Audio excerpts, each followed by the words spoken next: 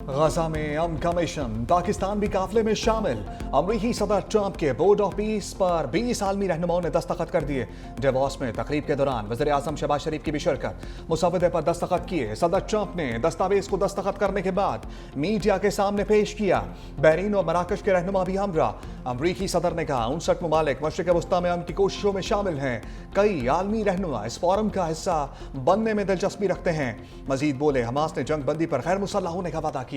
Hamas गैर मुसल्लह ना हुआ तो तबाह कर देंगे। हमने बहुत से नामुमकिन काम किए। हमने मशरिक़ वस्ता में अमन के लिए कोशिशें की।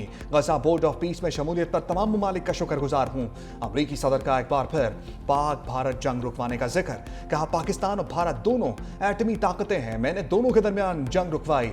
मैंने 10 माह में 8 जंगें बंद कराई। पाकिस्तान के वज़ीर आज़म ने कहा, आपने 1 करोड़ लोगों की जानें बचाई हैं।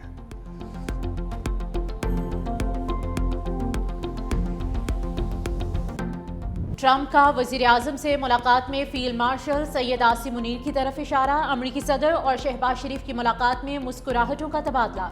अमरीकी सदर का फील्ड मार्शल की तरफ इशारा करते मुस्कुराहट के साथ खैर मकदम। वज़ीर आज़म शहबाज शरीफ की ट्रंप से चार्टर पर दस्तखत के दौरान मुलाकात। कुछ देर तक सरगोशियों का तबादला। वज़ीर आज़म और फील्ड मार्शल डेवॉस में आलमी रहनुमाओं की तवज्जो का मरकज बने रहे। दोनों रहनुमा अज़रबैजान के सदर इल्हाम एलियोव से मिले। अमेरिका के वज़ीर ख़ारिजा मार्को रूबियो और सऊदी वज़ीर ख़ारिजा फैसल बिन फरहान से मुलाकातें। फोरम में शरीक दीगर रहनुमाओं से गैर रस्मी मुलाकातों के दौरान गर्मजोशी का तबादला।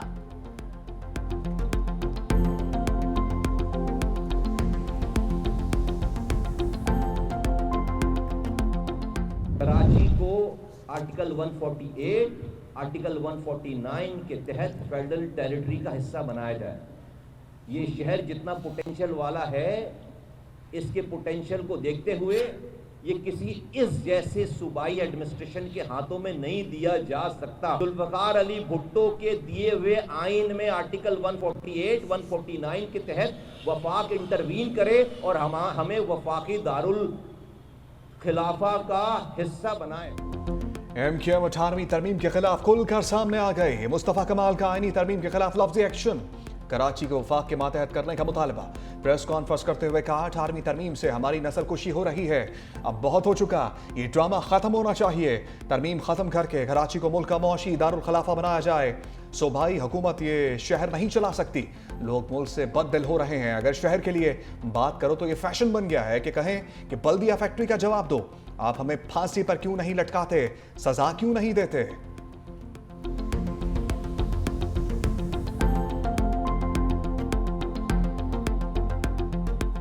आज एक साहब की मैं प्रेस कॉन्फ्रेंस सुन रहा था कि जी 18वीं तरमीम ख़राब है और कराची को वफाक के हवाले कर दिया जाए। लेकिन ये वो लोग बात कर रहे हैं जिन लोगों ने हाथ से इस तरह के इंसिडेंट किए हैं।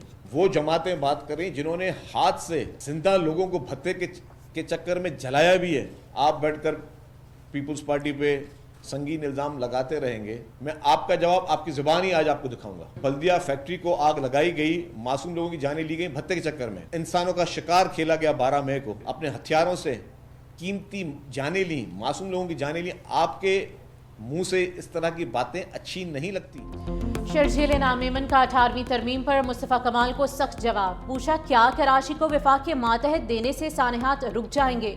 समझ से बाहर है ख्वाजा आसिफ और मुस्तफ़ा कमाल का मकसद क्या है। इल्ज़ाम तराशी करने वालों को मुंह तोड़ जवाब दे सकते हैं। हम ट्रैप में नहीं आएंगे। नाम नेहाद हेल्थ मिनिस्टर अभी तक जाय वकुआ पर नहीं पहुंचा, न फोन किया। बोल्टन मार्केट को आग लगाने वाले सानहे गुल प्लाजा पर सियासत कर रहे हैं। बल्दिया फैक्ट्री को भत्ते के लिए आग लगाई गई। 12 मई को इंसानों का शिकार किया गया। चुन चुन कर लोगों को मारा गया। लाशें गिराने वालों को माजी में इंसानियत याद नहीं आई थी। सानहे गुल प्लाजा की इंक्वायरी रिपोर्ट पर एक्शन लेंगे। हुकूमत मुतासरीन को तनहा नहीं छोड़ेगी। जामबक अफराद के लवाहिकीन को 1-1 करोड़ रुपए दिए जाएंगे। किसी भी कीमती जान की कोई कीमत नहीं हो सकती। मुतासरा ताजिरों को अपने पैरों पर खड़ा करेंगे।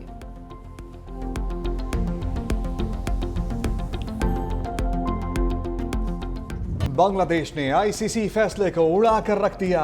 भारत ने T20 वर्ल्ड कप खेलने से साफ इनकार। मुशीर खेल बांग्लादेश डॉक्टर आसिफ नजरुल ने कहा कि हमारे मुतालबात हकीकी हैं जो ICC ने तस्लीम नहीं किए। भारत जाने से मुतालिक अपना फैसला नहीं बदलेंगे। ICC और भारत ने हमारे साथ इंसाफ नहीं किया। बांग्लादेश ने सिक्योरिटी खदशात के पेश नजर टीम को भारत भेजने से इनकार किया था। भारत ने मोदी सरकार के कहने पर मुस्तफिजुर रहमान को आईपीएल से निकाला था।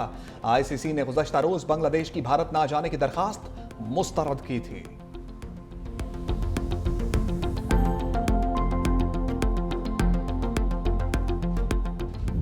सानह गुल प्लाजा के बाद सिंध हुकूमत इन एक्शन। बल्दिया उस्मा कराची के म्यूनिसिपल कमिश्नर को ओहदे से हटा दिया। ग्रेड 20 के अफसर अफजल जैदी को SNGDA रिपोर्ट करने का हुक्म। सुमेरा हुसैन को म्यूनिसिपल कमिश्नर का आर्जी चार्ज दे दिया गया। गुल प्लाजा में सर्च ऑपरेशन छठे रोज भी जारी। 67 लाशें निकाली जा चुकी। DNA से 8 अफराद की शनाख्त की गई। मजीद लाशों की शनाख्त का सिलसिला जारी। रेस्क्यू काम का कहना है कि सर्च ऑपरेशन खत्म होने का हतमी वक्त नहीं बताया जा सकता। आग बुझाने के आलात ना रखने वाले इमारतों के खिलाफ भी कार्रवाई। 6 इमारतों को नोटिस जारी।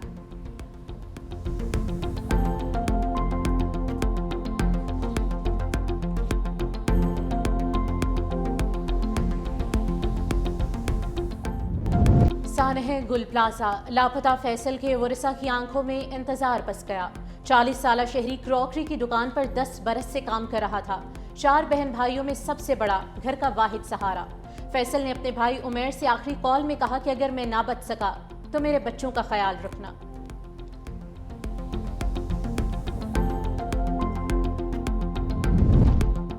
इब्रार कस्टमर को बचाने दोबारा दुकान पर गया, लौट कर ना आया। सानह गुल प्लाजा में 18 साला इब्रार अकरम भी लापता। 7 बहन भाइयों में 30वें नंबर पर भाइयों बिलाल और शहरियार के साथ इसी दुकान में नौकरी करता था। आग के दौरान शहरियार ने 30वीं मंजिल से छलांग लगाकर जान बचाई। इब्रार कस्टमर को बचाने के लिए दोबारा दुकान के अंदर चला गया था।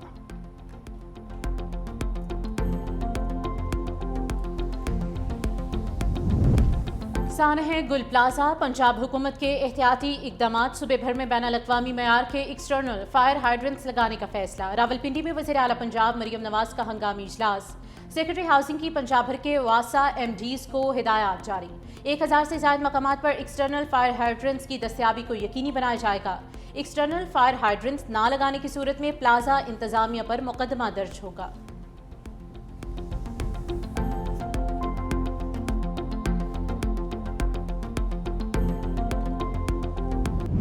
इंतजार की घड़ियां खत्म, बादलों की इनिंग्स का आगाज। कराची के मुख्तलिफ इलाकों में तेज हवाओं के साथ बारिश।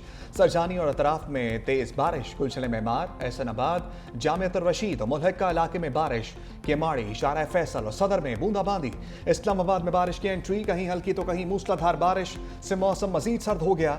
लाहौर के मुख्तलिफ इलाकों में तेज बारिश से खूनकी बढ़ गई। भक्कर, रहीम यार खान, सादिकाबाद, लिया में कहीं हल्की तो कहीं तेज बारिश। अंदरून सिंध में तेज हवाओं के साथ बारिश से मौसम ठंडा ठार। नवाब शाह, जैकबाबाद, कोटकी और सेवन शरीफ में बादल बरसे।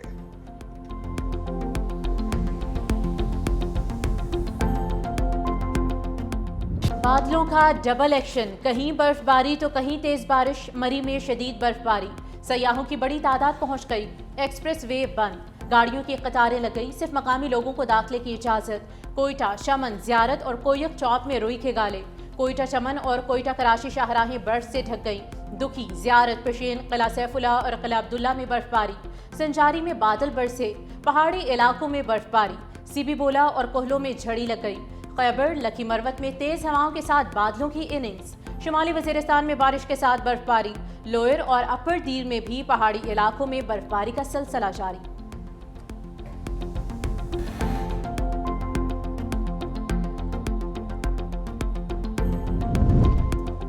पाकिस्तान हमास को गैर मुसल्लह करने की किसी मुहिम का हिस्सा ना बने। मौलाना फाजलुर रहमान का मशवरा। मीडिया से गुफ्तगू में कहा, यह एक ऐसा बोर्ड है जिसमें फसाद की जड़ नेतन्याहू को शामिल कर दिया गया। पाकिस्तान को हमास और फलस्तीनियों के मौक़िफ़ को देखना चाहिए। अमरीका, इराक, अफगानिस्तान, लीबिया के बाद फलस्तीन को खंडर बना चुका है। कायदे आज़म ने इसराइल को नाजायज़ बच्चा करार दिया था। बैरिस्टर गौहर ने कहा, बोर्ड ऑफ पीस में अक़वाम मुत्तहिदा की बॉडी नहीं। वज़ीर आज़म ने फलस्तीन के लिए बोर्ड ऑफ पीस को बगैर मशवरे के खुशाइन करार दिया। हुकूमत ने ईवान को नज़रअंदाज कर दिया। इस मामले पर पहले ईवान में करारदाद लाना ज़रूरी है। बोर्ड ऑफ पीस को ज्वाइन करने की शराइत बताएं कि आप हमास को गैर मुसल्लह करने के लिए किरदार अदा करेंगे।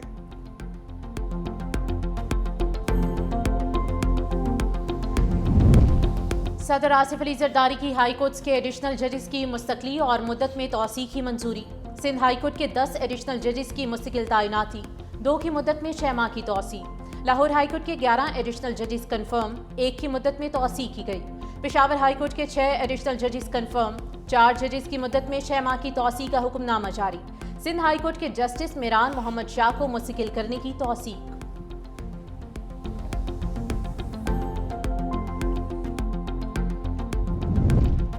पार्लियामेंट का मुश्तरका इजलास कल तरफ। इजलास में अहम कानून साजी होने का इम्कान।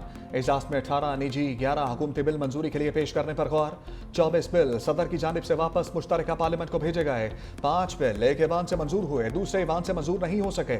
इनमें जर्नलिस्ट प्रोटेक्शन, डोमेस्टिक वायलेंस, कौमी कमीशन बराए इंसानी हकूक में तरमीम का बिल भी शामिल है।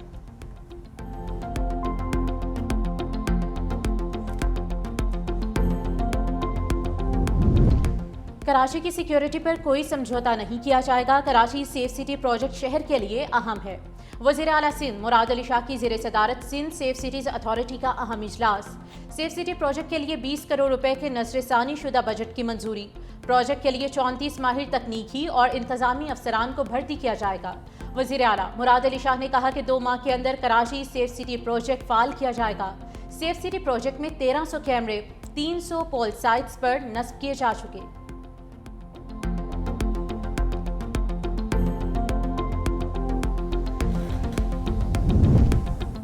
वज़ीर आला पंजाब मरियम नवाज ने ग्रीन पॉलिसिंग यूनिट का इफ्तिताह कर दिया। इलेक्ट्रिक पेट्रोलिंग गाड़ी का मुआयना किया, खुद ड्राइव भी की। माहौल दोस्त इलेक्ट्रिक गाड़ी की रेंज 410 किलोमीटर फी चार्ज है। इलेक्ट्रिक गाड़ी 30 से 80% तक 30 मिनट में तेजी से चार्ज हो जाती है। कहा इलेक्ट्रिक गाड़ियों का इस्तेमाल ईंधन के अखराजात में कमी और जीरो कार्बन अखराज का बायस बनेगा।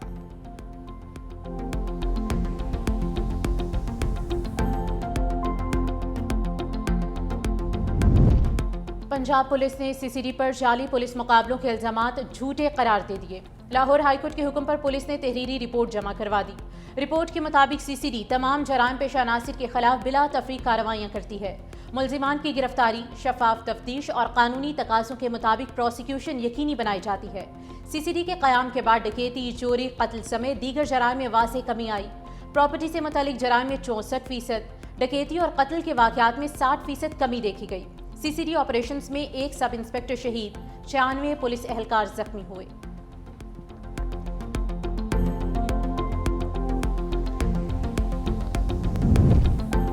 ट्रैफिक पुलिस कराची का ट्रैकर नस्ब न करने वाली हैवी गाड़ियों पर 1 लाख रुपए जुर्माना आयद करने का फैसला। स्मार्टफोन्स के जरिए भी ई टिकटिंग तजर्बाती बुनियादों पर शुरू करने का फैसला। ट्रैफिक पुलिस कराची से तबादलों पर दोबारा पाबंदी आयद कर दी जाएगी। गैर नंबर प्लेट चलने वाली गाड़ियों के खिलाफ भी भरपूर क्रैकडाउन का फैसला। आईजी सिंध जावेद आलम ओढो ने कहा ब्लैकलिस्ट की गई 12,000 गाड़ियों के खिलाफ भी कार्रवाई की जाएगी।